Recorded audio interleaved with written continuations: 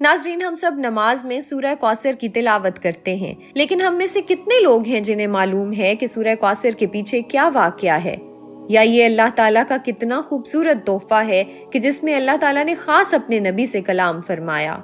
یہ واقعہ ہے مکہ کی ایک خاموش دوپہر کا، جب آپ صلی اللہ علیہ وآلہ وسلم اپنے گھر میں موجود تھے۔ آپ کے 2 بیٹے انتقال کر چکے تھے، یعنی قاسم اور عبداللہ۔ جب آپ کے بیٹے عبداللہ اللہ کو پیارے ہوئے تو آپ کے چچا یعنی آپ کے سب سے بڑے دشمن ابو لہب نے انتہائی ضلالت کا مظاہرہ کیا۔ وہ خوشی سے جھوم اٹھا اور بھاگ کر اپنے ساتھیوں میں گیا اور خوشی سے اعلان کیا کہ محمد کی جڑ کٹ گئی اور ختم ہو گیا محمد کی نسل کا سلسلہ۔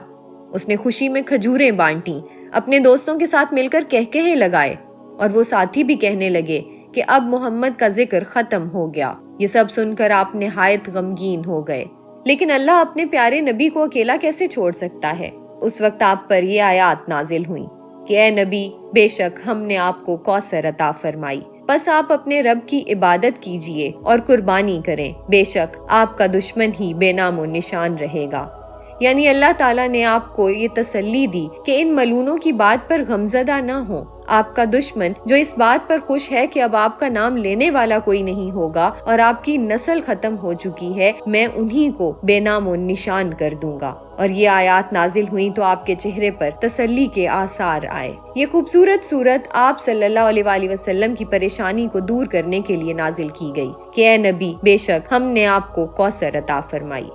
لفظ کوثر کے کیا معنی ہیں؟ تفاسیر کے مطابق اس کے 2 معنی ہیں، ایک اس کے لفظی معنی یعنی خیر اور بھلائی، اور ایک وہ جو کہ روایات سے ثابت ہے یعنی حوض کوثر۔ پہلے اس کے لغوی معنی پر بات کرتے ہیں، جس کا مطلب ہے کثیر تعداد میں اور انتہا کی خیر اور بھلائی یا تحفہ، اور اس میں وہ تمام بھلائی شامل ہے جو کہ آپ صلی اللہ علیہ وآلہ وسلم کو اپنے رب کی طرف سے عطا ہوئی۔ مثلاً آپ کو نبوت عطا ہوئی، بہترین اخلاق سے نوازا گیا، آپ کو وہ خوبیاں عطا فرمائیں کہ جن کو آپ کے دشمن بھی مانتے ہیں۔ ابو جہل جو کہ آپ کا دشمن تھا، وہ خود بھی اس بات کا کبھی بھی انکاری نہیں تھا کہ آپ صادق اور امین ہیں۔ اس کے علاوہ آپ کو رحمت للعالمین بنایا گیا، یہ بھی خیر کثیر ہے، یعنی آپ کی شخصیت میں رحمت اپنے عروج کو پہنچی۔ پھر توحید اور نظام توحید جو کہ آپ کے ذریعے سے جہالت کے زمانے میں پھیلا۔ اس کے علاوہ آپ کو اتنی بڑی امت کی شکل میں بھی خیر عطا کی گئی، ورنہ پہلے نبیوں کی امت کی تعداد بہت کم تھی یا پھر وہ اتنے مخلص نہیں تھے۔ مثلاً حضرت موسیٰ نے جب اپنی امت کو حق کی لڑائی کی دعوت دی تو وہ منہ پھیر گئے، اور حضرت نوح علیہ السلام جن کے اتنے سال کی تبلیغ کے بعد بھی ان کی امت چند افراد پر مشتمل تھی، اور آپ صلی اللہ علیہ وآلہ وسلم کی اتنی کثیر تعداد میں امت اور آپ کے جان نثار ساتھی جو آپ کے ساتھ جنگوں میں اپنی جان و مال سب قربان کرنے کو تیار تھے۔ اس کے علاوہ آپ کی اولاد نرینہ تو نہیں تھی، لیکن حضرت فاطمہ کے ذریعے سے آپ کو جو اولاد ملی ان کی اتنی کثیر تعداد موجود ہے، یعنی حسنی اور حسینی سید۔ اسی طرح اور لاتعداد خیر ہے جو آپ کو عطا کی گئی۔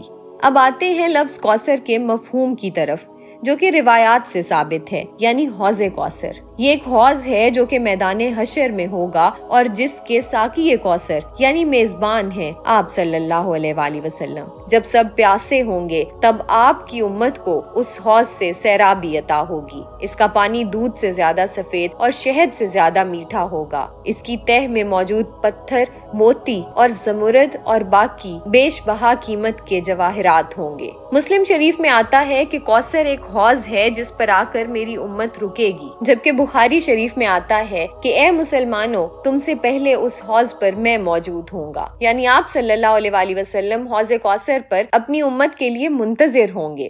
ایک اور روایت میں آتا ہے کہ میں اس حوض پر تم سے پہلے موجود ہوں گا، اور خدا کی قسم میں اس حوض کو اس وقت بھی دیکھ رہا ہوں، یعنی آپ صلی اللہ علیہ وآلہ وسلم کو دنیا میں جنت کا نظارہ کرایا گیا۔ بالکل اسی طرح جیسے ایک دفعہ آپ صلی اللہ علیہ وآلہ وسلم کا ہاتھ بے ساختہ آگے بڑھا اور ایک موقع پر آپ ایک قدم پیچھے ہٹ گئے، تو صحابہ نے پوچھا کہ اے اللہ کے رسول، یہ کیا ماجرا ہے؟ تو آپ نے فرمایا کہ پہلے میں نے جنت کو اپنے سامنے پایا تو میرا دل کیا کہ اس کا کوئی خوشہ توڑ لوں اور اس کا میوہ حاصل کر لوں، اس لیے میں نے ہاتھ آگے بڑھایا، اور دوسری دفعہ مجھے جہنم کی آگ نظر آئی اور میں اس کی تپش سے پیچھے ہٹا۔ لہٰذا اسی طرح آپ نے فرمایا کہ حوض کوثر کو میں اس وقت اپنی آنکھوں سے دیکھ رہا ہوں۔ ان تمام احادیث میں آپ نے اپنی امتی کے لیے حوض سے پانی پینے کی خوشخبری سنائی، لیکن امتی کون ہے؟